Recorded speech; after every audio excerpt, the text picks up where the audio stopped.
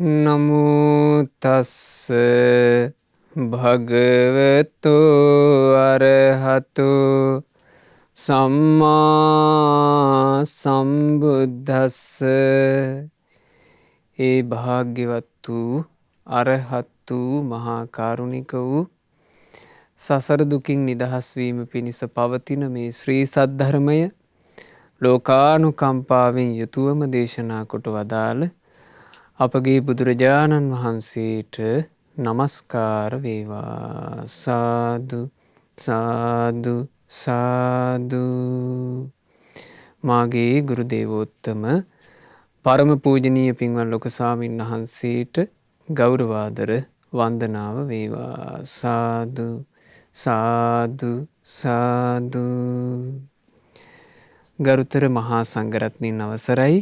සදහවත් වාසනාවන්ත පින්වතුනි, අද දවසේ මේ උතුම් ධර්ම දේශනාවට දායකත්වයන් දරනු ලබන්නේ කිරුළපන පදිංචි පින්වත් දිනෙලී විජේසිරි මහත්මිය සහ නවසීලන්තයේ පදිංචි ප්‍රසන්නා කරුණානායක මහත්මිය විසින් තමන්ගේ නමින් මීට වසර 2කට පෙර මිය පරලොව යන්ට යෙදුනා වූ රාණී කරුණානායක මෑණියන්ට පින්පෙත් අනුමෝදනා සිදු කිරීම, මීට වසර 12කට පෙර මිය පරලොව යන්ට යෙදුණු පින්වත් MDP කරුණානායක පියාණන්ට, හෙන්ද්‍රික් පියාණන්ට, ලිලී තේනුවර මෑණියන්ට, මෙන්ඩිස් අප්පුහාමි පියාණන්ට, කරුණාවතී මිදිපොළවත්ත මෑණියන්ට සහ ජයන්තානි හෙට්ටිආරච්චි පුංචි අම්මාට යන මේ නමින් මිය ගියා වූ සියලු ඥාතීන්ගේ පරලෝ ජීවිතවලට පින්පෙත් අනුමෝදනා පිණිසයි අද දවසේ මේ ධර්ම දානමය පින්කම සිද්ධ කරන්නේ. පින්වතුනි, ලෞතර අපගේ භාග්‍යවත් අරහත් මහා කාරුණික බුදුරජාණන් වහන්සේ මේ සත්වයාගේ ජීවිතවලට, පින් තියන අයගේ ජීවිතවලට ශාන්තිය සලසපු හැටි හරි ආශ්චර්යයි, හරි පුදුම සහගතයි. අද අපි ඉගෙන ගන්නේ මේ දහම් කතාවේදී ආන් එහෙම අසිරිමත් විදිහට, පුදුම සහගත විදිහට බුදුරජාණන් වහන්සේ විසින් පින් තිබ්බ පිරිසකට සෙත සැලසූ හැටි. සංසාරයේ පින් තිබ්බ පිරිසකට බුදුරජාණන් වහන්සේ සෙත සැලසූ අසිරිය අද ඔබට මේ දහම් කතාවෙන් අහන්න ලැබෙනවා. ඒ කතාව අපිට අහන්න ලැබෙන්නේ එකම එක රහතන් වහන්සේ නමක් නිසා. ඒ තමයි උරුවේල කස්සප මහරහතන් වහන්සේ. උරුවේල කස්සප මහරහතන් වහන්සේ කියලා කියන්නේ පෙර තුම්බෑ ජටිලයන්ගේ ප්‍රධානියා. තුම්බෑ ජටිල කියලා කිව්වේ සහෝදරයෝ 3 දෙනා. උරුවේල කස්සප, නදී කස්සප, ගයා කස්සප. සංසාරේ පින් පුරාගෙන ආපු පිරිසක්. උරුවේල කස්සප මහරහතන් වහන්සේගේ ජීවිතය ගත්තාම පදුමුත්තර බුදුරජාණන් වහන්සේගේ ශාසනයේ ඉඳලා පින් පුරාගෙන ආවා. ඒ ඇවිල්ලා ඔන්න අපේ බුදුරජාණන් වහන්සේ, අපේ ශාස්ත්‍රුන් වහන්සේ ගෞතම සම්මා සම්බුදුරජාණන් වහන්සේ මේ ලෝකේ පහළ වෙන යුගයේ බුදුරජාණන් වහන්සේ පහළ වෙන්නටත් පෙරම උපන්න බරණැස. හොඳ ධනවත් පවුලක සහෝදරයෝ 3 දෙනා. වැඩිමහලා උරුවේල කස්සප, මධ්‍යමයා නදී කස්සප, බාලයා ගයා කස්සප. ඉතින් මේගොල්ලෝ තරුණ වයස් වලට ආවට පස්සේ අර මහා ධන සම්පත් භුක්ති විඳිමින් සැපවත් ජීවිතයක් ගත කරා. යාළුවෝ ගොඩාක් හිටියා. මේ 3 දෙනාගේම යාළුවෝ ටික එකතු කරගත්තොත් යාළුවෝ කාණ්ඩේ 1000ක් කියනවා. ඉතින් මෙහෙම ජීවත් වෙනකොට මේ 3 දෙනා දවසක් කතා වෙනවා. මේ සැප සම්පත් එක්ක ගත කරන ජීවිතේ හරයක් තියනවාද? වටිනාකමක් තියනවාද? ප්‍රතිඵලයක් තියනවාද? මේකේ කෙලවර මොකද්ද? එතකොට 3 දෙනා කතා වෙනකොට 3 දෙනාටම කතාවෙන් තේරුණා මේ සල්ලි එක්ක ජීවත් වුණා කියලා සල්ලි අරගෙන යන්න බෑ. සැප සම්පත් කීර්තිය එක්ක ජීවත් වුණා කියලා එව්ව අරගෙන යන්නත් බෑ. මේ දේපල ගොඩ ගහගෙන හිටියා කියලා එව්ව අරගෙන යන්නත් බෑ. අපේ මේ ධනවත් පවුල්වල මුතුන් මිත්තෝ අපේ පියවරු ඒ පියවරුන්ගේ පියවරු ආදී මේ අපේ පරම්පරාවේ කවුරුත් මේ හරි හම්බ කරපු ධනෙ අරගෙන ගියේ නෑ. ඒ ඇයෝ මෙරි තනි තනියම ගියා. ඒ ඇයෝ පරම්පරා ගණනක් මහන්සි වෙලා හම්බ කරපු සල්ලි අද අපට අයිති වෙලා තියෙනවා. අපිත් මැරිලා ගියාට පස්සේ මෙව්ව කාට හරි අයිති වෙයි. ඔහොම තේරුණා. පින නිසා. පින හින්දා එහෙම හිතන්න හිතුණා. පින හින්දා එහෙම හිතනකොට තේරුණා. දැන් සාමාන්‍ය මිනිසෙකුට ඔහොම හිතන්නවත් හිතෙන්නේ නෑනේ. සාමාන්‍ය මිනිසෙකුට හිතෙන්නේ මොකද්ද? කොච්චර තිබ්බත් මදි. තව තියෙනවා නම් ඒ වගේ අදහස් නෙන්නේ. ඉතින් පින තිබ්බ නිසා ඔහොම හිතුවිල්ලක් උපන්නා. ඉපදිලා කල්පනා කළා එහෙනම් මොකද්ද ප්‍රයෝජනවත් වෙන්නේ? ප්‍රයෝජනවත් වෙන්නේ පිරිසුදු ජීවිතේ. නරක එව්වා හිතන්නේ නැතුව, නරක එව්වා කතා කරන්නේ නැතුව, නරක ඒවා කයින් කරන්නේ නැතුව ජීවත් වෙන්නේ කොහොමදයි? උරුවේල කස්සප කියනවා ඒ නිසා මලණ්ඩ අපි මේ මෙව්ව අතහැරලා ගිහිල්ලා ජටිලියෝ විදිහට පැවිදි වෙලා පිරිසුදු ජීවිත ගත කරමු. ඕන් ඔහොම ඒගොල්ලෝ තනි තීරණයට පැවිදි වුණා ජටිලියෝ විදිහට. අර සකල ධන සම්පත්ම දන් දුන්නා. දුගී මගී අයට දන් දීලා මේගොල්ලෝ ගිහිල්ලා ජටිලියෝ විදිහට මහාන වෙනවා.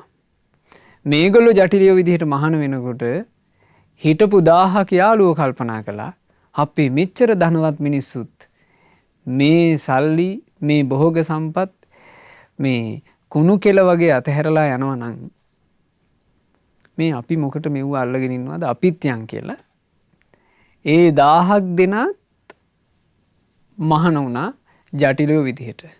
එතකොට උරුවේල කස්සප එක්ක 500 දිනක් මහාන වෙලා ඔය උරුවේල දනව්වේ ආශ්‍රමයක් හදාගෙන එහි වාසය කළා. නදී කස්සප කියන්නේ මද්දුමයා. ඒ නදී කස්සපත් එක්ක 300 දිනක් නේරංජනා නදී තීරයට වෙන්න ආශ්‍රමයක් හදාගෙන හිටියා. ගයා කස්සප කියන්නේ බාලයා. එයාත් එක්ක 200ක් මේ ගයාවට වෙන්න ආශ්‍රමයක් හදාගෙන වාසය කළා. ඉතින් ඔහොම ජීවිතේ ගත වෙනකොට දැන් යම් අර්ථයක් උදෙසානේ මේගොල්ලෝ තමන්ගේ සකල ධන සම්පත් අත්හැරලා මේ ජටිලෝ විදිහට මහාන වුණේ. ඒ නිසා මේගොල්ලෝ අර අකුසල් හිතුවිලි නරක හිතුවිලි ඒවා හිතෙන්න දෙන්නේ නැහැ. හැබැයි හරියට දන්නේ මොනවද නරක හිතුවිලි කියලා. නරක වචන කතා කරන්නේ නැතුව ඉන්න උත්සාහ කරනවා සමාජයේ නරකයි කියලා සම්මත වචන. හැබැයි හරියටම දන්නේ ඒගොල්ලෝ මොනවද නරක වචන කියලා. පුළුවන් තරම් පිරිසුදු ජීවිතයක් ගත කරන්න උත්සාහ කළා. ඒ පිරිසුදු ජීවිතය ගත කරන්න මහන්සි ගන්නකොට ඔය ජටිලයෝ ගැන සමාජෙත් ප්‍රසිද්ධ වුණා. අවසානයේ උරුවේල කස්සප කියලා කියන්නේ ඒ උරුවේල දනව්ව අවට මහා පිදුම් ලැබපු කෙනෙක් බවට පත් වුණා. ඒ පිදුම් ලබාගෙන ඉන්නකොට උරුවේල කස්සපට තමන් ගැනම හිතක් ඉපදිලා තියෙනවා. මේ ලෝකේ යමෙක් රහත්යයි කියනවනම් මේ ලෝකේ රහතුන් ඉන්නවනම් මාත්තේ රහතන් වහන්සේලා අතර කෙනෙක් කියලා මේ උරුවේල කස්සපට තමන් ගැන මාන්නයක් ඇති වුණා. මං රහතෙක් කියලා. මං කෙලෙස් නැසූ කෙනෙක් කියලා තමන් ගැන අනිසි මාන්නයක්. බොරු මාන්නයක් හටගත්තා. දැන් එතකොට උරුවේල කස්සප කියලා කියන්නේ කවරෙක්ද? බොරු රහතෙක් විදිහට ඕන වාසය කරනවා. හැබැයි පින් තියෙනවා. පදුමුත්තර බුද්ධ ශාසනයේ ඉඳලා කල්ප ලක්ෂයකට ඈත ඉඳලා පින් පුරාගෙන ආපු කෙනෙක්.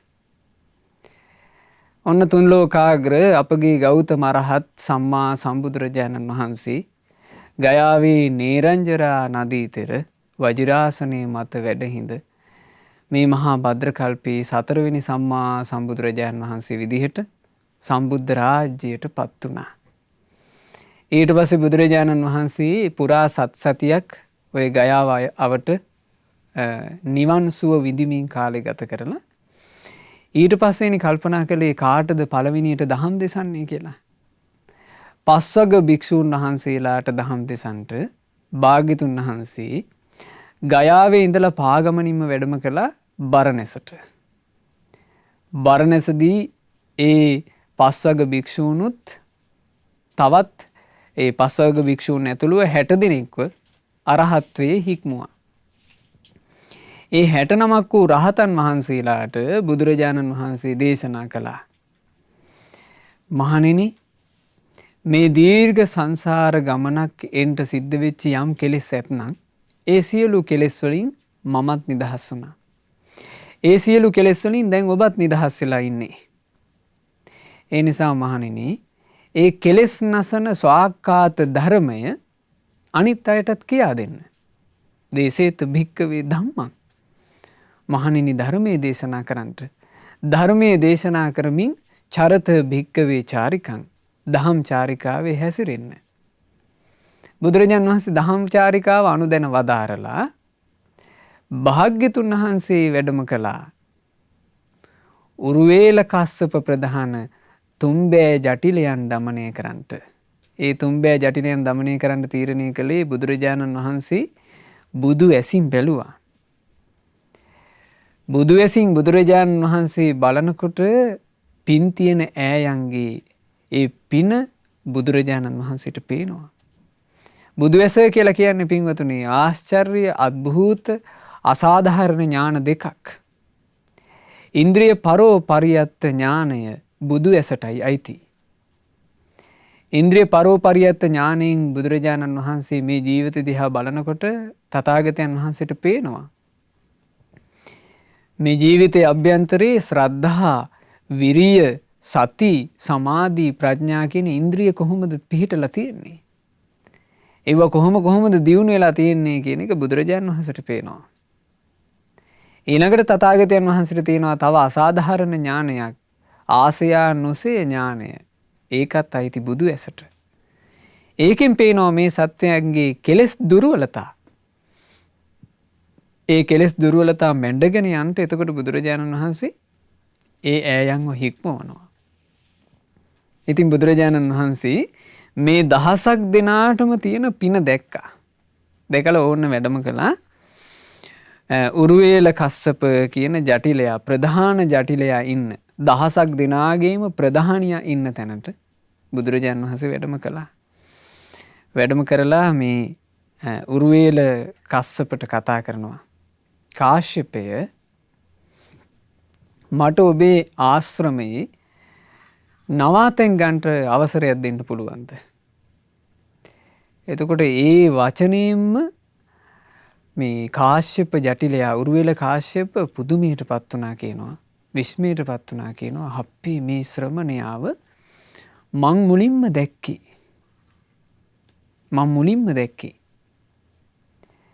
හැබැයි මේ ශ්‍රමණයා මගේ නමක් දන්නවා. හරි අద్භූතයිනේ. හරි ආශ්චර්යයිනේ. ඒ නිසා කාශ්‍යප මුල ඉඳන්ම කතා කරන්න පටන් ගත්තේ ලස්සන වචනයකින්. ඒ තමයි මහා ශ්‍රමණය. අපේ ශාස්ත්‍රඥ වහන්සේට කතා කළේ මහා ශ්‍රමණය.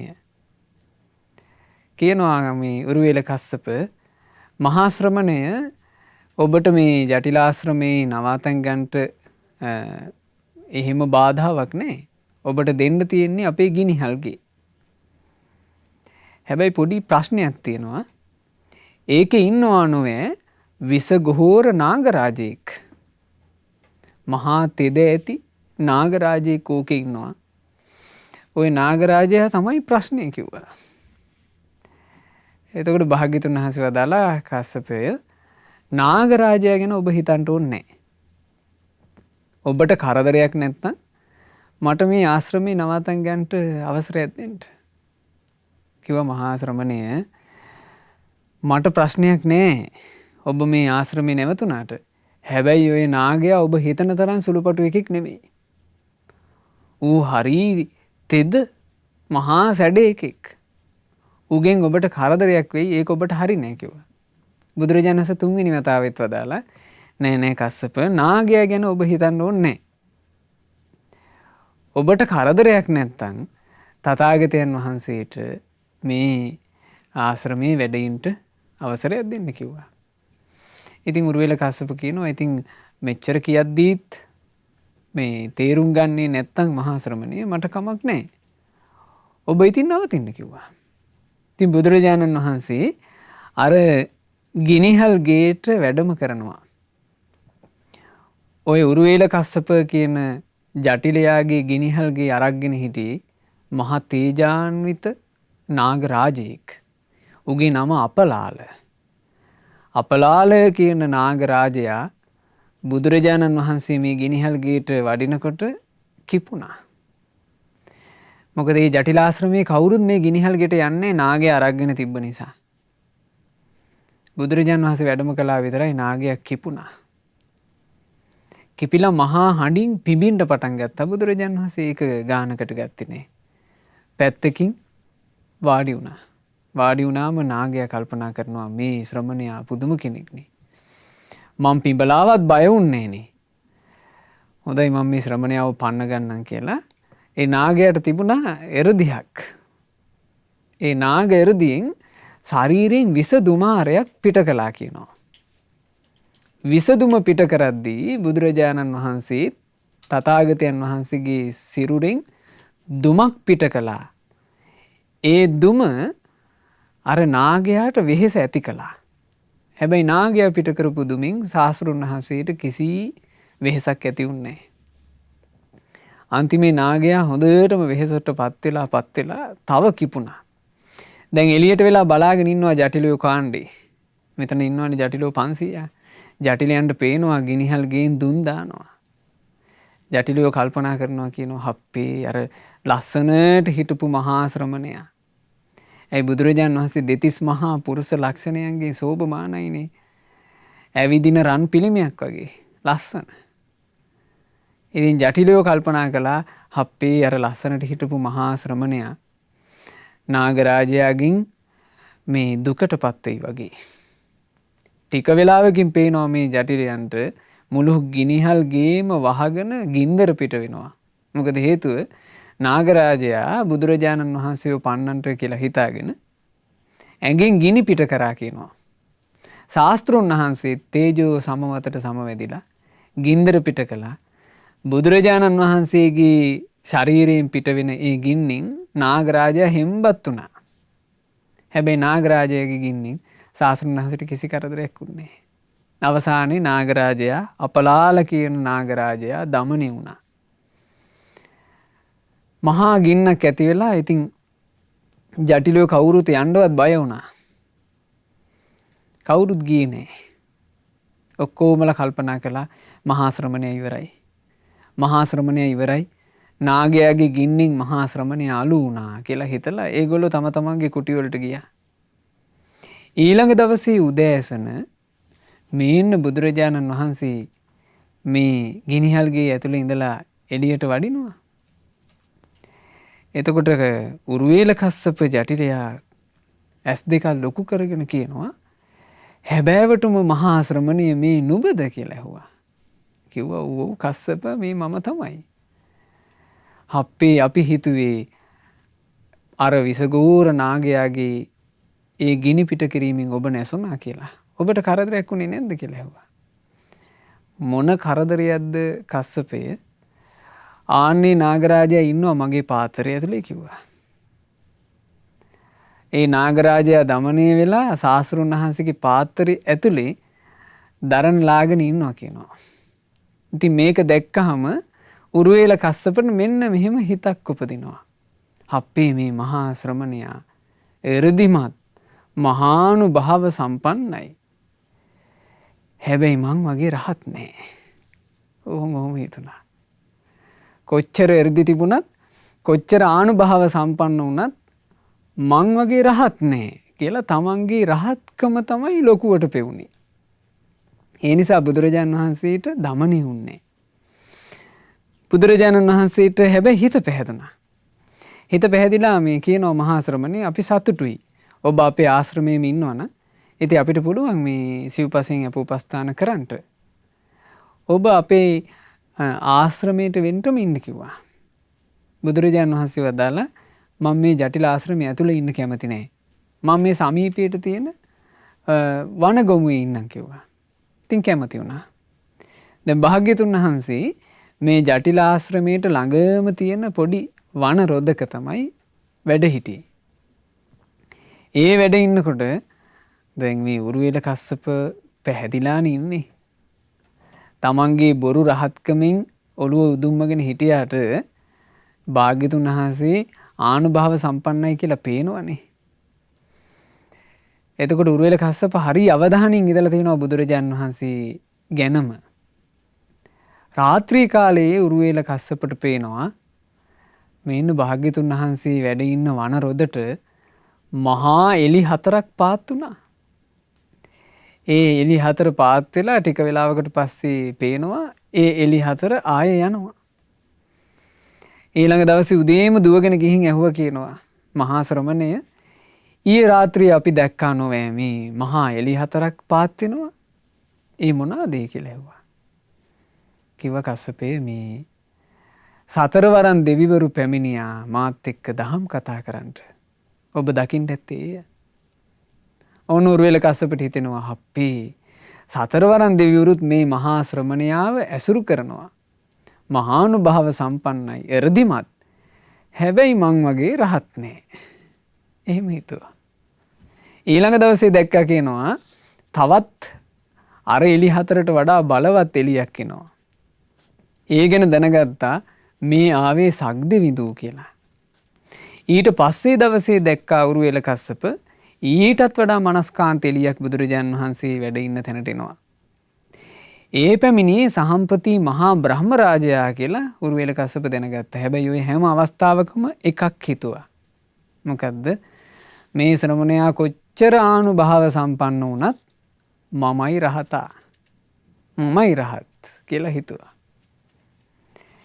ඊට පස්සේ දැන් ඔය දින 3-4ක් ගත වුණානේ. ඔය අතරේ උරුවෙල කස්සපගේ ආශ්‍රමයේ යෙදුනා කියනවා මහා යාගයක්. යාගයක් කියලා කියන්නේ ඉතින් විශේෂ පින්කමක් නේ ඒගොල්ලන්ගේ ක්‍රමයට අනුව. ඉතින් ওই මහා යාගෙට අර උරුවෙල දනව්ව පුරාවට උරුවෙල කස්සප ජටිලයාට පැහැදිලා ඉන්න පිරිස එනවා.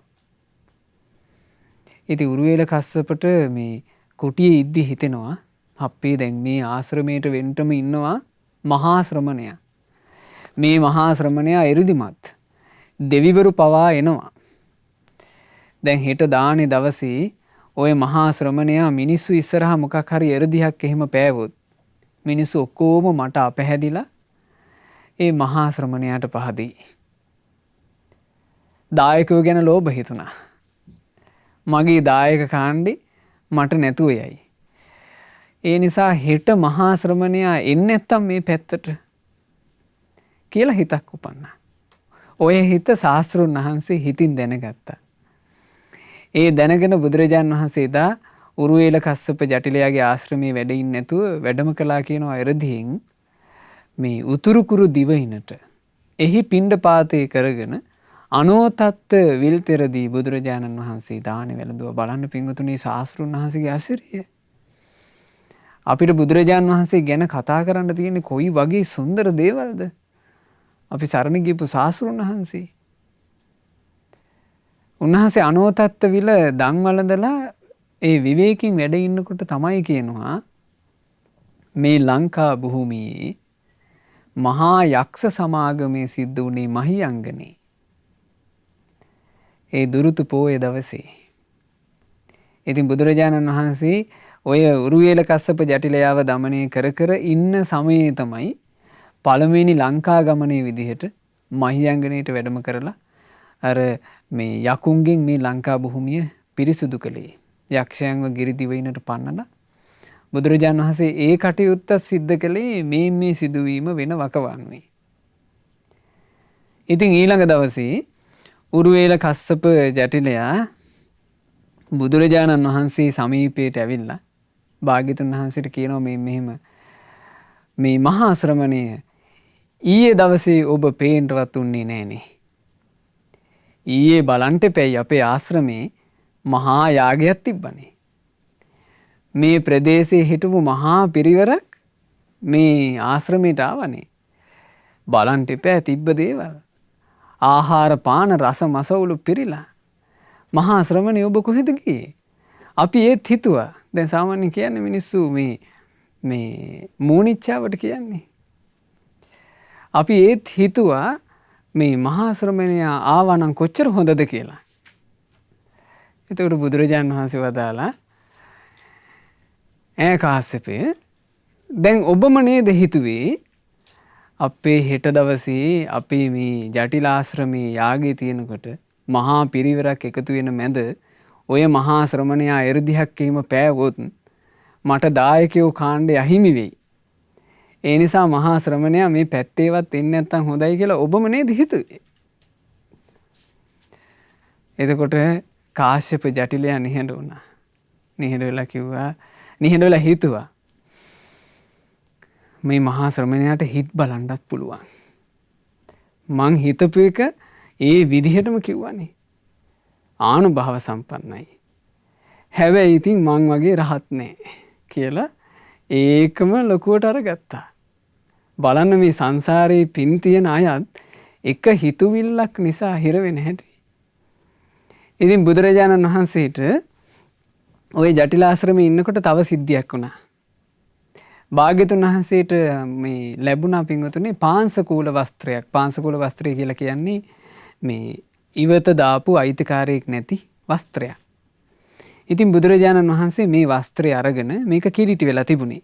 බුදුරජාණන් වහන්සේ හිතනවා මට මේ වස්ත්‍රය සෝද ගන්නට ඇතිනම්. බුදුරජාණන් වහන්සේ එසේ හිතද්දී අපගේ ශාස්ත්‍රූන් වහන්සේ එසේ සිතද්දී ඒ සිතුවිල්ල දැනෙනවා සක්දිවිදුට. සක්දිවිදු කල්පනා කළා ශාස්ත්‍රූන් වහන්සේ වස්ත්‍රයක් සෝදා ගැනීම පිණිස පිළිවෙලක් සිතයි. බුදුරජාණන් වහන්සේ උදෙසා උපස්ථානයට ඒ වෙලේම සක්දිවිදු ආවා. ඇවිල්ලා සක්දිවිදුගේ එර්දියෙන් ඒ ශාස්ත්‍රූන් වහන්සේ වැඩ හිටපු භූමියේ හොඳ පිරිසිදු ලස්සන නිල් කැටේ වගේ වතුර තියෙන පොකුණක් මෙව්වා කියනවා. මවලා කියනවා ස්වාමීනි ශාස්ත්‍රූන් වහන්සේ මේ පොකුණට වඩිනසේක්වා. වැඩම කොට ශාස්ත්‍රූන් වහන්සේ මනාපසේ මේ වස්ත්‍රය සෝදා ගන්නසේක්වා. ඉතින් බුදුරජාණන් වහන්සේ දෙවියන් මැවූ ඒ පොකුණට වැඩම කළා. වස්ත්‍රය සෝදා ගත්තා. වස්ත්‍රය සෝදන ගමන් මේකේ කිලිටු වැඩි. මේක අපුල්ලන්න ඕන. බුදුරජාණන් වහන්සේට මේ හිතක් උපදිනවා මේක පහසුවෙන් අපුල්ල ගන්න යමක් ඇත්නම්. ඒ හිතුවිල්ල හිතනකොටම සක්දිවිදු ඒ පොකුණ කෙලවරට වෙන්න ගලක් මෙව්වා. රෙද්දක් අපුල්ලන්න පුළුවන් වෙන විදිහට. ඉතින් බුදුරජාණන් වහන්සේ එහි පාංශකූල වස්ත්‍රය හොඳට අපුල්ලලා පිරිසිදු කළා. ඊට පස්සේ බුදුරජාණන් වහන්සේට මේ පොකුණෙන් ගොඩට එන්න ඕන. ගොඩට එන්න අමාරුයි. ඒ ගැන හිතනකොටම ඒ ළඟ තිබුණා කුඹුක් ගහක්. ඒ කුඹුක් ගහේ සුවිශාල අත්තක් දේව එ르දියෙන් පාත් වුණා. බුදුරජාණන් වහන්සේ අත්ත අල්ලගෙන ගොඩ වුණා. ගොඩට ඇවිල්ලා ශාස්ත්‍රඥ වහන්සේ හිතනවා කියනවා මේ වස්ත්‍රය ඉක්මනින් වේල ගන්න පිළිවෙලක් ඇත්නම්. එතකොටම මේ සක්දිවිදු ගල් තලාවක් මෙව්වා. ඒ ගල් තලාවේ භාග්‍යතුන් වහන්සේ අර වස්ත්‍රය හොඳට වේලෙන්න වනනවා. දැන් ওই සිද්ධිය වුණා. ওই වෙලාවේ කාශ්‍යප ජටිලයා ඔතෙන් එනවා. එද්දි කාශ්‍යප ජටිලයාට හිතාගන්න බෑ මිනිස්සු කාණ්ඩයක් එකතු වෙලා මාස ගාණක් වෙහෙසිලා කරන්න ඕන විදිහේ තරම් ලස්සන පොකුණක් මේන්න හැදිලා තියෙනවා. කවදාවත් දැක්කේ නැති ගල් තලාවක්. ඊළඟට මේ මහා අත්තක් පාත් වෙලා කාශ්‍යප ජටිලයා අහනවා මහා ශ්‍රමණේ මෙව්වා කොහොමද වුනේ? බුදුරජාණන් වහන්සේ අර ඔක්කොම විස්තර කළා මේ සියල්ලම දෙවියන්ගේ උපස්ථාන කියලා. එතකොටත් කාශ්‍යප ජටිලයාට මොකද හිතුනේ? අරකම හිතුණා. මහා ශ්‍රමණයා ආනුභාව සම්පන්නයි එරදිමත්. හැබැයි රහතා මමයි. මමයි රහත් කියලා හිතුවා. ඔන්න තව දවසක්. දැන් ශාස්ත්‍රඥ වහන්සේගේ ඉවසීම. ඒ ඉවසීම මොකක් එකද තියෙන්නේ? ඒ ඉවසීම තියෙන්නේ කරුණාවත් එක්ක. මේ පින් තියෙන අයව দমনය කරන්නට බුදුරජාණන් වහන්සේගේ ඒ ශාස්ත්‍රඥ වහන්සේගේ තිබුණ කරුණාව හරිම ආශ්චර්යයි. තව දවසක් ආවා කියනවා මේ ජටිලාශ්‍රමයේ විශේෂ අග්නි යාගයක්. ඔය අග්නි යාග කියලා කියන ඒවා පින්වතුනි අදටත් ඉන්දියාවේ තියෙනවා ගිනි පුදනවා කියලා ඒවා. ඉතින් ඒ වගේ ගිනි පිදිල්ලක් තිබුණා. ගිනි දෙවියන්ට ගිනි දල්වලා ගිනි පුදනවා. දැන් මේ ජටිලයෝ 500ම කැලේට ගිහිල්ලා කොටන් හොයාගෙන ඇවිල්ලා දැන් මේ කොට තියලා තියෙනවා. එක්කෙනාට එක ගානේ කොට 500ක්. ඔය කොට 500 දැන් පිරිස පලන්න ලැහැත්ති පොරෝ අරගෙන. බුදුරජාණන් වහන්සේ මේ වෙලාවේ එරදියක් කළා. ඒ එරදිය තමයි මේ දරකොට 500ම නොපැලේවා. පැලෙන්ට එපා කියලා එරදියක් කළා. එතකොට එතන එරදි 500ක්. අර කොටම් 500 පැලෙන්ට එපා කියලා බුදුරජාණන් වහන්සේ එරදි 500ක් කරනවා. දැන් කොටවලට කොච්චර වැරෙන් පොරවෙන් ගැහුවත් පැලෙන්නේ. එතකොට හිතුණා එකත් එකටම මේක නම් මහා ශ්‍රමණයාගේ වැඩක්. වෙනදාට මේ කොටන් යසට පැලෙනවා නොවේ. උරුවේල කස්සප ගිහින් මේ ශාස්ත්‍රුන් වහන්සේට මතක් කරනවා. අනේ මහා ශ්‍රමණය කවදාවත් වෙච්ච නැති එකක් වෙනවනේ. අපේ මේ දර කොටන් පැලින්නේ නෑනේ. බුදුරජාණන් වහන්සේ එතකොට වචනයක් කියනවා. එහෙනම් කස්සපය ඔය දර කොට 500ම පැලේවා. එහෙම කියද්දී පොරව පාවිච්චි නොකරම ඒ දර 500ම පැලිලා ගියා. තව එර්දි 500යි. ඊළඟට මේගොල්ලන්ට උවමනා වුණා කියනවා අර දරවලට ගිනි අවුල්ලන්ට. ගිනි පත්තු කරනවා ඒකට මහන්සි ගන්නවා. එක ලීයක්වත් ගිනි ගන්නෑ. ඒක බුදුරජාණන් වහන්සේගේ එරදියක්. ගිනි ඇවිල්ල නොවේවා කියලා. එතකොට එතන තව 500යි. ඊට පස්සේ මේ කාශ්‍යප ජටිලයා ගිහින් කියනවා අනේ ගිනි ඇවිල්ලෙන්නේ. බුදුරජාණන් වහන්සේ වදාලා එහෙනම් කාශ්‍යපය ගිනි ඇවිලේවා. 500ටම එකවර ගිනි ඇවිලුණා. එතකොට එතන තව එරදි 500යි. දැන් ගිනි ඇවිලිලා මේ ගිනි පූජා කරලා මේ කොට ඇවිලිනවා. ගිනි නිවෙන්නේ. වතුර ගහනවා ගිනි නිවන්න බෑ. ඒකත් බුදුරජාණන් වහන්සේගේ එරදියක් ගිනි නොනිවේවා කියලා. එතකොට එතනත් 500යි. ඊළඟට බුදුරජාණන් වහන්සේ ළඟට ගිහින් කිව්වහම භාග්‍යතුන් වහන්සේ වදාලා එහෙනම් කාශ්‍යපය ඔය ඇවිලින සියල්ල නිවී ඒවා. අර ගිනි ඔක්කොම නිවුණා. තවත් එර්දි 500යි. එතකොට එර්දි කීයද එතන? එර්දි 3000ක්. එකම මොහොතේ එර්දි 3000ක් බුදුරජාණන් වහන්සේ කළා. ඒකල්ල මේ කාණ්ඩේ අග්නි යාගය කරලා පව් හෝදන්න කියලා බැස්සා සීතලේම නේරංජරා නදියට. නදියට බැහැලා දැන් සට ගගා වෙවුල 500ම ගොඩ එනවා කියනවා. ඒ එද්දි බුදුරජාණන් වහන්සේ අනුකම්පාවෙන් ගිනි කබල් 500ක් මැව්වා. තවත් එරදි 500යි. එතකොට බලන්න මෙතන එරදි 3500ක් බුදුරජාණන් වහන්සේ සිද්ධ කළා මේ කාශ්‍යප ජටිලයාව දමනය කරන්නට. ඊට පස්සේ තව දවසක් බුදුරජාණන් වහන්සේට දානයට ආරාධනා කරන්නට කාශ්‍යප ජටිලයා යනවා. ගිහිල්ලා කිව්වා මහා ශ්‍රමණය අපේ දානේ සූදානම් කරලා අවසන් දානෙට වඩින්න කිව්වා. බුදුරජාණන් වහන්සේ වදාරනවා හරි උරුවෙල කස්සප ඔබ යන්න. මම පසුව වඩින්න. මෙහෙම කිව්වහම දැන් උරුවේල කස්සප පොඩි දුර ඒ චූටි දුර ගෙවාගෙන තමන්ගේ ආශ්‍රමයට එන්න කලින් බුදුරජාණන් වහන්සේ එරදියෙන් හිමාල වනාන්තරයේ තියෙන ඉතා ප්‍රකට දඹගහක් ළඟට ගිහිල්ලා ඒ දඹගහෙන් ගිලිහෙන දඹගෙඩියක් අතින් අරගෙන ඒ දඹගෙඩියත් අරගෙන බුදුරජාණන් වහන්සේ යලි ජටිල ආශ්‍රමයට වැඩම කළා එරදියෙන්ම. එතකොට බලන්න මේ සිද්ධිය දැන් භාග්‍යතුන් වහන්සේ හිමාලයටත් ගිහිල්ලා මේ ජටිල ආශ්‍රමයට එනවා උරුවෙල කස්සප එන්න කලින්. ඉතින් උරුවෙල කස්සප මේක දැක්කහම ඇස් දෙක ලොකු කරගෙන බුදුමයටපත් වුණා. බුදුමයටපත් වෙලා මහා ශ්‍රමණේ ඔබ කලින් ආවද? බුදුරජාණන් වහන්සේ වදාරනවා කස්සපය මේ මම නිකන් නෙමෙයි ආවේ. මං හිමාල පර්වතයට ගියා. හිමාල පර්වතයේ තියෙනවා ඊතා ප්‍රකට දඹ ගහක්. ඒ දඹ ගහින් ගිලිහෙමින් තියෙන ගෙඩියක් මං අරගත්තා. මේ දඹ හරි රහයි. කස්සපේ මේක අනුභව කරන්නට. එතකොට කස්සප ජටිලයාට හිතෙනවා හප්පි මේ ශ්‍රමණයා මහා අනුභව සම්පන්නයිනේ. මේ මහා ශ්‍රමණයා එ르දිමත්නේ. ඒ වුණාට ඉතින් මම තමයි රහතා. ඔත්තනම හිර වුණා. එකක් අස්සේම හිර වුණා. ඔය විදිහට බුදුරජාණන් වහන්සේ හිමාල පර්වතයෙන් මේ අඹ ගෙනාවා කියනවා. ඊළඟට නෙල්ලි අරගෙන ආවා. අරලු අරගෙන ආවා. ඊළඟට දෙව්ලොවින් පරසුතු මලකුත් අරගෙන ආවා. ඔය මොනවා කරත් උරුවේල කස්සප එකම තැන කරකැවෙනවා. මම මේ රහතා කියලා.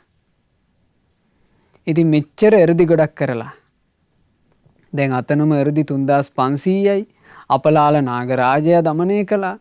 තව නොඑක් එ르දි මේ ඔක්කොම සිද්ධ කරලවත් උරුවේල කස්සප තමන්ගේ මාන්නේ අතහැරියේ නෑ. අවසානයේ උන්න ඒ කාලේ එකපාර අකල් වර්ෂාවක් ඉහළට කඩා හැලිලා නීරංජරා නදිය ඉතිරුවා. උතුරලා අර ජටිල ආශ්‍රම ආදී සියල්ල වහගෙන ගියා. භාග්‍යතුන් වහන්සේ වැඩ හිටපු ඒ ප්‍රදේශෙත් සම්පූර්ණයෙන් වතුරින් යට වුණා. දැන් උරුවේල කස්සප පිරිසත් එක්ක එකතු වෙලා පාරුවක් හදාගෙන. ඒ පාරුවේ නැගිලා උරුවේල කස්සප හිත එනවා අපේ මේ ගම් වතුරට දැන් ඉතින් මහා ශ්‍රමණයා විනාශ වෙලා ඇති. අයියෝ ඉතින් මොනවා කරන්නද අපි දන්නේ නෑනේ කියලා හිතාගෙන එනවා. එද්දි බලන්න ශාස්ත්‍රඥ වහන්සේගේ එ르දිය කියන්නේ බුදුරජාණන් වහන්සේ යම් භූමියක වැඩ හිටියාද ඒ භූමියේ දූවිලි නැගෙනවා කියනවා. අච්චර වර්ෂාවේ වතුරෙන් ඒ ප්‍රදේශය යට වෙලා හැබැයි බුදුරජාණන් වහන්සේ වැඩ ඉන්න ප්‍රදේශයේ දූවිලි නැගෙන තරම් ඒ කියන්නේ පොළොව වියලි. බුදුරජාණන් වහන්සේ සුවසේ සක්මන් කරනවා. එතකොට කාශ්‍යප ජටිලයා එතෙන් ඇවිල්ලා කතා කළා මහා ශ්‍රමණය මේ නුඹමද? බුදුරජාණන් වහන්සේ වදාරනවා ඔව් කාශ්‍යපය මේ මම තමයි. අහෝ මහා ශ්‍රමණය එහෙනම් වඩින්න මේ පාරුවට. ඉතින් බුදුරජාණන් වහන්සේ එ르දිහෙම්ම පාරුවට වැඩම කළා. පාරුවට වැඩම කළාම දැන් මෙව්ව ඇස් අදහා ගන්න බැරි තරම් පුදුම සහගත දේවල්නේ. මේ ඔක්කොම දැකත් තාම පාරුවේ ඉඳගෙනත් උරුවේල කස්සප හිතුවා අර හිතවිල්ල. අපේ මෙච්චර ගම් වතුරකටවත් විනාශ කරන්න බැරි වෙච්ච මේ මහා ශ්‍රමණයා එ르දිමත් මහා ආනුභාව සම්පන්නයි. හැබැයි ඉතින් මං තමයි රහත්. ඔහොම හිතුවා. බුදුරජාණන් වහන්සේ ඒ වෙලාවේ බුදුරජාණන් වහන්සේ කල්පනා කරනවා මේ උරුවේල කස්සපට මේ තියෙන මාන්නක්කාරකම මොනවා කරත් යන්නේ. ඍජුවම කතා කරන්න ඕන. බුදුරජාණන් වහන්සේ වදාලා කාශ්‍යපය ඔහේ ඔය හිතාගෙන ඉන්න විදිහට ඔහේ රහත් නෑ. ඔහේ අඩු ගානේ රහත් මගට එන ප්‍රතිපදාවක් දන්නේ කිව්වා. අන්න කිව්වා විතරයි මාන්නක්කාරකම නැතුව ගියා. කඩාගෙන වැටුණා. බුදුරජාන් වහන්සේගේ සිරිපා යුග සිඹ කිව්වා අනේ මහා ශ්‍රමණය මාව පැවිදි කරගන්නට මට ඔබ වහන්සේ ළඟ පැවිද්ද ලබා දෙන්න. එතකොට බුදුරජාන් වහන්සේ වදාරනවා කාශ්‍යපය ඔබ 500ක පිරිසකට නායකයා. ඉතින් ඔබේ අනිත් අය ගැන හිතන්නේ නැද්ද? ඒ අයන්ටත් කැමති දෙයක් කරන්න කියලා දැනුම් දෙන්න කිව්වා. එතකොට උරුවේල කස්සප ජටිලයා තමන්ගේ 500ක් පිරිසට කියනවා මං මේ මහා ශ්‍රමණයාගේ ගෝලයෙක් බවට පත් වෙනවා. නුඹලා කැමති දෙයක් කරන්න. එතකොට අර 500ක් දෙනා කියනවා කාශ්‍යප ජටිලය අපි මේ මහා ශ්‍රමණයා අර නාරජුන් দমনය කරපු දවසේමයි පැහැදුනේ. හැබැයි ඔබේ මේ වෙනස් නොවී සිටීම නිසා ඔබ කෙරෙහි තියෙන ගෞරවයටයි අපි මේ මහා ශ්‍රමණයාගේ පැවිද්ද පැතුවේ නැත්තේ. ඔබ පැවිදි වෙනවා නම් අපිත් එක හිතින්ම මහා ශ්‍රමණයා ළඟ පැවිදි වෙනවා කිව්වා. ඉතින් බුදුරජාන් වහන්සේ සම්මුඛයේ මේ 500ක් දෙනා පැවිදි වෙනවා. ඒ පැවිද්ද පින්වතුනි ඒහි භික්ඛු පැවිද්ද. මේ ඔක්කොම දේවල් මේ බුද්ධ ශාසනයේ මුල්ම කාලෙනේ. රහතන් වහන්සේලා 69 ජනපද චාරිකාවේ පිටත් කරලා බුදුරජාණන් වහන්සේ මේ වැඩම කළේ. ඒ වැඩම කරලා තියෙන කාලේ වෙන ඒවනේ. ඉතින් බුදුරජාණන් වහන්සේ ඒ කාලේ පැවිදි උපසම්පදාව දුන්නේම ඒහි භික්ඛු. ඒහි භික්ඛු කියලා කියන්නේ බුදුරජාණන් වහන්සේගේ අර්ධියක්. ශාස්ත්‍රඥ වහන්සේ ආමන්ත්‍රණය කරනවා අවංකවම ධර්මයේ හැසිරෙන්න කැමති කෙනාට. ඒහි භික්ඛු පින්වත් භික්ෂුව මෙහි එන්න. මේ ස්වාක්ඛාත ශාසනයේ ඔබ ධර්මයේ හැසිරෙන්න කියලා බුදුරජාණන් වහන්සේ වදාරනකොට එපමණකින්ම ගිහි වේශය එහෙම නැත්නම් අන්‍ය මිසදිටු පැවිදි වේශය ඒ ඔක්කොම අතුරුදහන් වෙනවා. අතුරුදහන් වෙලා සම්බුද්ධ ශාසනයේ හොඳට සිවුරු පුරවගත්ත භික්ෂු වේශය ඒ උත්තමයන් වහන්සේලාට ලැබෙනවා. ඔහොම තමයි පැවිද්ද සිද්ධ වුණේ 500ක් දෙනාටම. එතකොට මේ 500ක් දෙනා වහන්සේලා අර මිසදිටු කාලේ පාවිච්චි කරමින් හිටපු ජටා මඩුළු ආදිය නේරංජරා නදියට විසික් කළා. දැන් මේ නේරංජරා නදියේ මේවා ගහගෙන යනවා පහළට. පහළ ඉන්නවා නදී කස්සප. නදී කස්සප ඉන්නේ 300ක කාණ්ඩයක් එක්ක. 500කගේ ජටා මඩුළු ගහගෙන එනවා දකිනකොට නදී කස්සප ඇතුළු පිරිස කල්පනා කළා හප්පේ මගේ වැඩිමහල් සහෝදරයාට කරදරයක්වත්ද? ඉක්මනින් ගිහින් බලන්න ඕන. 300ක් කාණ්ඩෙත් එන්න ආවා. ඒ 300ත් ඒහි භික්ඛු භාවයෙන් පැවිදි වුණා. ඒ 300ත් තමන්ගේ ජටා මඩුළු ගලවලා නේරංජරා නදියට දැම්මා. ඒවා පාවෙලා යනවා ගයා කස්සප. ඒ ගයා කස්සප දැක්කහම ගයා කස්සපත් තමන්ගේ 200ක් එක්ක ආවා. ඔහොම ඔය දහසක් දෙනාගේ පැවිද්ද සිද්ධ වුණා.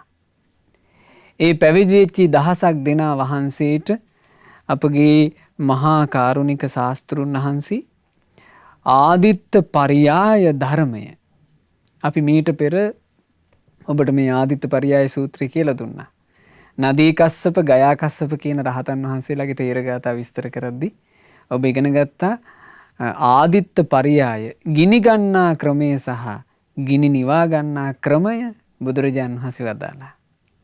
ඒ දේශනාව අවසානයේ මේ දහසක් දෙනා වහන්සේලා සියලු කෙලෙස් නසා රහතන් වහන්සේලා බවට පත් වුණා. ඒ උත්තමයන් වහන්සේලා අරහත්ත්වයට පත් වුණාට පස්සේ බුදුරජාණන් වහන්සේ ගයා ශීර්ෂයෙන් නික්මිලා අර දහසක් වූ රහතන් වහන්සේලාද පිරිවරාගෙන රජගහ නුවරට වැඩම කළා.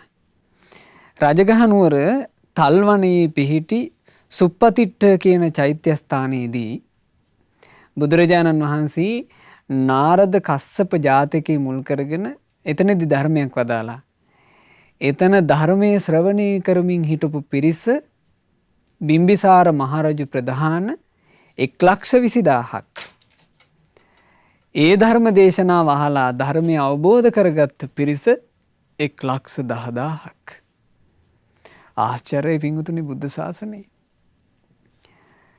ඒ බණපද අහලා ඉවර වෙනකොට 1,10,000ක් එකම තැන ධර්ම අවබෝධ කළා. මහා ප්‍රසාදයක් ඇති වුණා. බුදුරජාණන් වහන්සේ වැඩම කිරීමත් එක්ක මහා විශාල ආශ්චර්ය රජගහ නුවර හටගත්තා.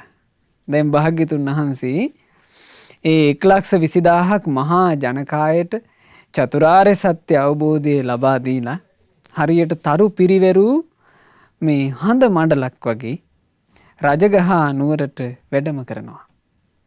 ඒ රජගහ නුවරට වැඩම කරද්දී ප්‍රසාදයට පත්වෙච්ච මහා ජනකාය වැඩි.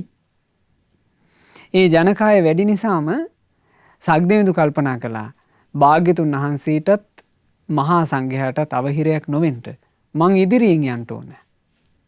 සක්දෙවිඳු මවාගත්තා ලස්සන මානවයෙකුගේ වෙස්යක්. මවාගෙන ගාථා කියමින් යනවා හරි ලස්සනයි. ඉතින් මේවා අපේ ශාස්ත්‍රුන් වහන්සේ වෙනුවෙන් සිද්ධ වෙච්චි දෙවියන්ගේ උපහාර. සක්දෙවිඳු ලස්සන ගාථා කිව්වා. දන්තෝ දන්තේහි සහ පුරාණ ජටිලේහි විප්පමුත්තෝ විප්පමුත්තේහි සිංගී නික්ඛ සවන්නෝ රාජගහම් පාවිසි භගවා. බලන්න කියපු දේ. දමනය වුණ කෙලෙසුන්ගේ මිදුන ඒ භාග්‍යතුන් වහන්සේ දමනය වෙලා කෙලෙසුන්ගේ මිදුන ජටිල වූ රහතන් වහන්සේලා සමග දඹරන් පැහැයෙන් බැබලෙමින් රජගහ නුවරට පිවිසිසේක. ඊළඟට කියනවා සංසිඳී ගිය සිතක් ඇති කෙලෙසින්දින් මිදුන භාග්‍යතුන් වහන්සේ සංසිඳුණු සිත් ඇති රහතන් වහන්සේලාද සමග රන්වන් පහැයෙන් බැබලි බැබලි රජගහ නුවරට වඩිනාසේක.